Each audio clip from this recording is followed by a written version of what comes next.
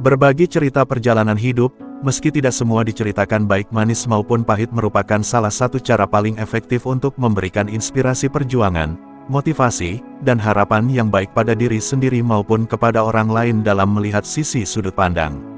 Salah satunya, perjalanan hidup Slamet Gutierrez, Ketua Bank Japar Korwil Kabupaten Sukoharjo. Sekedar diketahui, Bank Japar merupakan organisasi masyarakat yang lahir di tahun 2017 dan didirikan dipimpin Fahira Idris di Jakarta yang saat ini menjabat sebagai anggota DPD RI.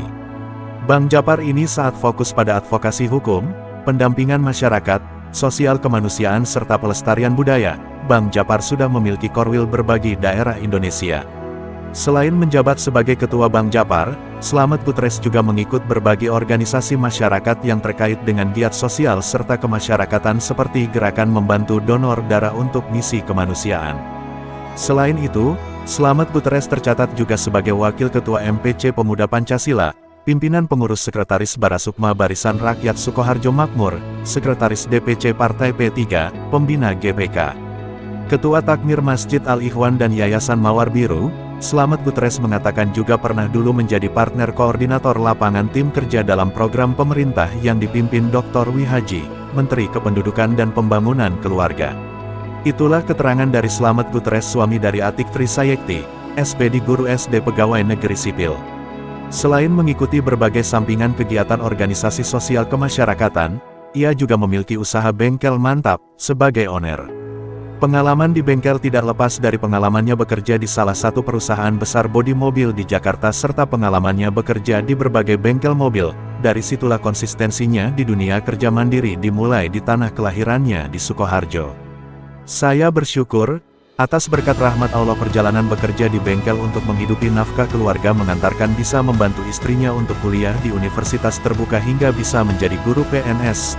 Tentunya bersama istrinya telah mengantarkan juga putrinya kuliah di Universitas Brawijaya. Kenang Slamet Gutierrez yang pernah menjadi santri periode pertama Pondok Pesantren Muhammadiyah Al-Hidayah pada masa zaman dulu di Sangen Kerajaan Kecamatan Weru, sebelum ada Pondok Pesantren Muhammadiyah yang baru. Berikut obrolan santai bersama Slamet Gutierrez dalam program Sudut Pandang. Assalamualaikum warahmatullahi wabarakatuh. Selamat pagi Pak Slamet Gutierrez. Waalaikumsalam warahmatullahi wabarakatuh, Mas Fajar. Selamat pagi kembali. Pagi Pak, sehat ya Pak ya? Alhamdulillah sehat selalu. Ini kalau kita kok Allah. baru santai Pak ini ya? Ya, libur ya Pak yang tadi kebetulan bengkelnya? tanggal merah dan tadi pagi juga ada hujan sehingga ada beberapa karyawan yang libur ya ikut santai sekalian. Ya gitu. Sambil sama keluarga ya Pak ya? Iya, Ya, iya. dan ini sebelumnya terima kasih Pak udah dikasih waktu buat ngobrol-ngobrol santai sama Bapak ya. Siap. Ini Pak Gutierrez mau menanyakan Pak, yang saya lihat ini kan Pak Gutierrez sering ya banyak mengikuti berbagai organisasi dan sering menyuarakan berbagai aspirasi masyarakat terkait dengan berbagai kepedulian Pak Gutierrez juga sosial dan lain sebagainya. Kalau boleh tahu Pak, mungkin bisa diceritakan Pak sedikit tentang perjalanan Pak Gutierrez awal pertama sampai sekarang ya, yang pada saat ini Pak Gutierrez juga sebagai Ketua Bank Japar Sukoharjo Pak. Seperti apa Pak? Ya, terima kasih Mas Fajar. Jadi kami itu dilahirkan dari keluarga biasa, terpencil di pegunungan, bahasa orang adoh watu cedak gunung itu. Dan kami dilahirkan 4 bersaudara, ada 3 laki-laki, perempuan 1, dan saya kebetulan yang paling bontot atau ragil bahasanya gitu. Namun orang tua kami itu sangat luar biasa. Pak Ahmad Danuri itu memang orang tua kami, Mbah Buyut, Mbah Canggah itu memang diberikan amanah oleh Keraton Surakarta untuk menjaga makam leluhur Ki Ageng Purwoto Sidik, yaitu makamnya Kepuganegoro, Pak Gedenya Joko Tingkir. Sehingga orang tua kami juga pengen anaknya itu juga setara dengan masyarakat yang lain. Artinya di tiap tingkat sekolah itu target orang tua kami memang minimal harus SMA, zaman dulu kan seperti itu. Walaupun dari kakak kami, keluarga kami itu banyak yang menginginkan kuliah, tapi pada saat itu memang karena biaya, benturan ekonomi dan sebagainya mengakibatkan terjadinya semacam ini. Sampai kami juga mengalami sejarah sekolah kami itu tidak pernah sekolah di negeri. Dulu berangkat dari Madrasah Ibtidaiyah Muhammadiyah, kemudian kita lanjutkan ke SMP Muhammadiyah Watu Kelir. Yang di Watu Kelir itu luar biasa sekali sampai saat ini. Dan kebetulan kami disarankan oleh teman-teman dan tokoh masyarakat untuk melanjutkan ke Madrasah Aliyah Muhammadiyah Sangen. Itu di Sangen sana yang sekarang luar biasa, ada pondok pesantren. Nanti kita sampaikan sejarahnya, Mas Fajar. Jadi hal yang tidak pernah kami lupakan itu pesan orang tua, bahwa pesan orang tua itu pada saat itu wong ki nek wis duwe dasar agama le, insyaallah engko dituntun dening Allah Subhanahu wa taala. Lah, fondamen agama ini sangat penting, Mas Fajar. Karena fondamen agama itu menjadi pembeda antara yang hak dan yang batil di kehidupan apapun. Kalau casing memang kami anak jalanan, ya. Kami punya casing anak jalanan, tapi dalam lubuk hati kami yang paling dalam kami punya jiwa jihad juga, syiar juga dari sejarah sekolah kami. Kita punya dasar ya Pak ya. Punya dasar, makanya itu dari sekolahan itu yang paling lucu pada saat SMP Muhammadiyah Watu Kelir pindah ke Aliyah. Itu tahun 87 kami lulus SMP, 1987 kami pindah ke Aliyah. Itu kami belum bisa baca Al-Quran. Itu belum bisa baca Al-Quran. Jadi di SMP itu bahasa Arab, Gretolen dan sebagainya. Justru kan belum ada metode TPA, Mas Fajar. Jadi adanya abatasa itu. Sehingga kami belum fasih membaca Al-Quran. Nah, kegigihan daripada tokoh guru dan kepala sekolah yang sangat kami kenang, yaitu Pak Edi Setioko, Pak Usman, itu yang kami diangkat menjadi anak angkat Pak Usman untuk singgah di rumahnya, sehingga antara Jati Ngarang Krajan itu saja saya nggak pernah pulang. Saya mesantren di sana, jadi santri. Kemudian Pak Edi Setioko membuat pondok pertama kali di Sangen itu, yaitu Pondok Pesantren Al-Hidayah Muhammadiyah Sangen. Itu tahun sekitar 88-89.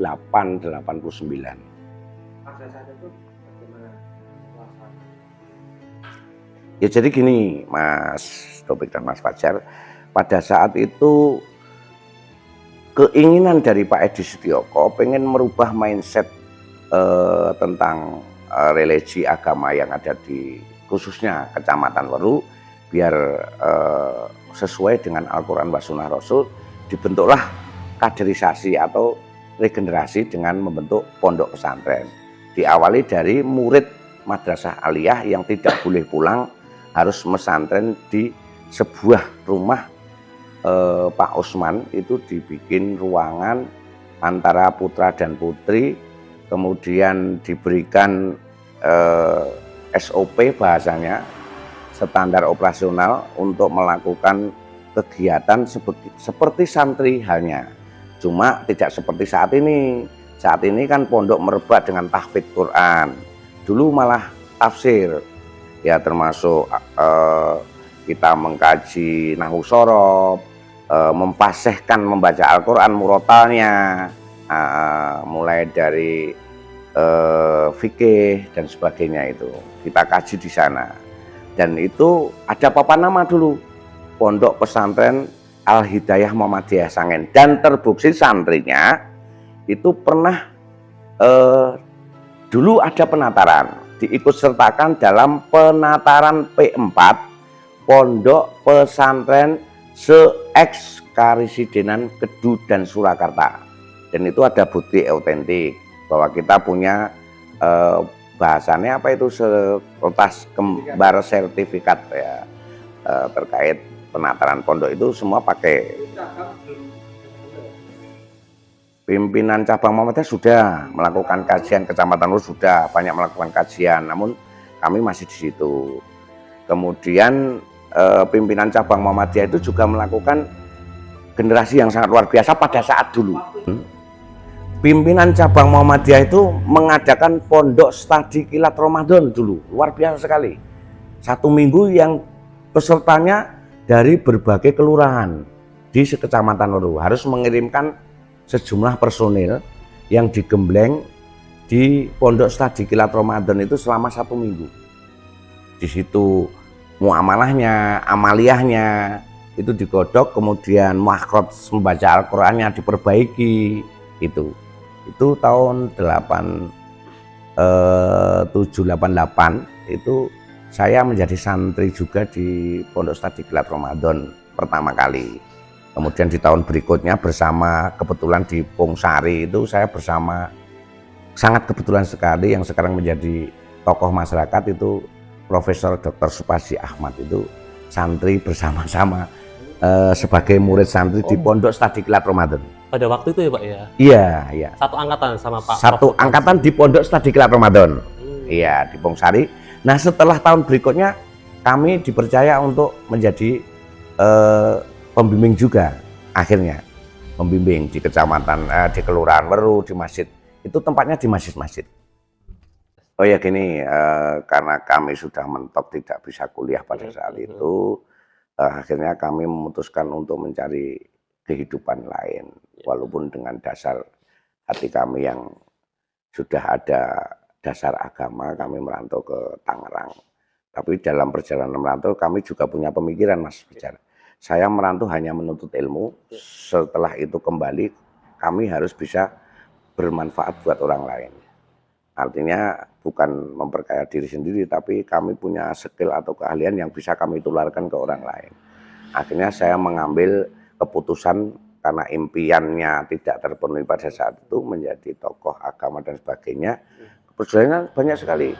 Saya sampai di Tangerang, saya ikut lomba pidato, Mas. Di sana ikut keagamaan juga. Dan saya juara 1 loh, Mas. Lomba pidato pertama di sana. Tingkat apa Pak itu? Ya tingkat, kan diadakan di RT itu saya perantauan kan, orang perantauan. Pernah saya, tapi nggak ada, kalau itu nggak ada sertifikatnya. Yang saya masih seneng waktu itu saya meniru cengkoknya Zainuddin MZ. Itu waktu itu. Kan masih baru booming-boomingnya Zainuddin MZ pada saat itu. Kebetulan akhirnya kami juga mendapatkan tokoh agama di sana banyak. Kami juga melakukan rangkaian kajian juga, bahkan dari beberapa elemen, maksudnya madhab lah, beberapa madhab. Pernah kami kasih di Jaula, kami di Islam Bugis, dan Muhammadiyah juga tidak ketinggalan. Bahkan kami pernah mendirikan musola bersama rekan-rekan, itu hanya dengan menanam pohon pisang, dititipkan di lahan orang. Itu kita punya orang punya tempat 4 hektar, kita titip pohon pisang di sana, hasil pohon pisang itu dikelola, kemudian alhamdulillah bisa membangun usaha sampai saat ini masjidnya masih menjadi masjid ya. Dan kegiatan agamanya sangat luar biasa, dan saksi hidupnya kakak saya yang perempuan masih di sana sampai saat ini dan masih mengasuh TPA-nya. Berarti dari perjalanan itu kan Pak Gutierrez itu waktu di Jakarta. Tangerang Pak, saya Tangerang. Tangerang ya, Tangerang itu memutuskan untuk usaha di bengkel ya? Ya, karena saya masuk karoseri, saya punya pikiran bengkel itu tak akan pernah surut. Semakin ke sana, semakin otomotif itu kan berkembang. Ya. Tapi waktu itu memang keahliannya Pak Gutierrez sebelumnya dari mana ilmunya? Ya itu dari karoseri, kami melamar di karoseri itu kami belajar, tapi kami memang yo gelidik lah bahasanya ini sih, gelidiknya. Gelidik itu dalam arti tapi tanggung jawab. Misalkan kita di bagian welding pengelasan itu kita sudah selesai, kami belajar ke training, ke yang lain agar ilmu yang kami dapat itu bisa kami bawa pulang modal itu. Pengecetan, saya gelidik orangnya. Kalau sudah selesai ini mampu saya pindah. Dan saya memang terus terang kepada manajer karoseri. Saya memang di sini tidak akan selamanya, bos. Saya pengen punya ilmu dan saya pengen mandiri. Itu Karoseri. udah sejak awal. Karoseri itu apa, Pak? Karoseri itu pabrikan mobil. Oh. Iya, karoseri namanya. Terkenal ya. Iya, pabrik yang membuat bodi mobil seperti Terkenal ya. Superior, Astra, Oh, gitu. gitu ya. Iya. Pertama kali apa yang apa? Skill yang Pelajari ya. dipelajari Ya bodi mobil. Bodi itu mobil. pertama kali ya. Iya. Kita pegang bodi mobil. Iya, kebetulan saya di karoseri roda Nada Karya itu bikinnya mobil Kijang Jantan sama Panther. Sudah lama ya. Di 2 tahun, saya cuma 2 tahun. Karena merasa saya sudah bisa menguasai, saya keluar untuk mengaplikasikan ke masyarakat atau di alam rame, saya ikut bengkel di luar. Tahun berapa? Itu tahun sekitar 92. 92 kami bergelut, tertatih-tatih di bengkel itu, kemudian alhamdulillah kami dipercaya untuk sama bos untuk memanajeri dari bengkel itu, mulai belanja, membayar karyawan, kegiatan dan sebagainya. Iya. Itu di sekarang ngajar ya. Ya saya menikah itu sudah umur 35 loh Mas, di 2005 ya. Di 2005 saya diberikan jodoh yang luar biasa oleh Allah Subhanahu wa taala. Sebuah istri yang cantik, muda, dan bagi saya almarhum solehah itu. Beliau istri saya dulu ngajarnya di TK. Di TK. Terus karena saya pinang, kemudian saya suruh berhenti karena apa? Dalam hati saya itu perempuan tanggung jawab laki-laki. Ya, tetapi istri saya menolak.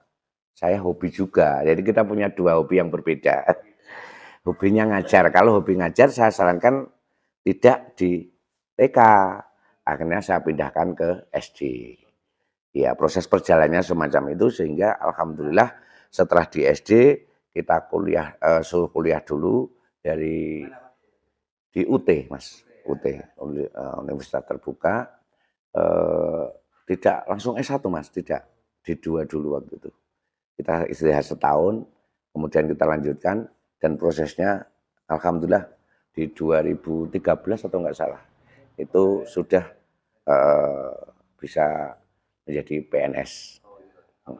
Alhamdulillah juga ini ya, putri-putrinya jenengan. Saya dikaruniai 2 anak putri, ya prosesnya jenjangnya sangat jauh karena yaitu meneruskan S1 itu istirahat dulu.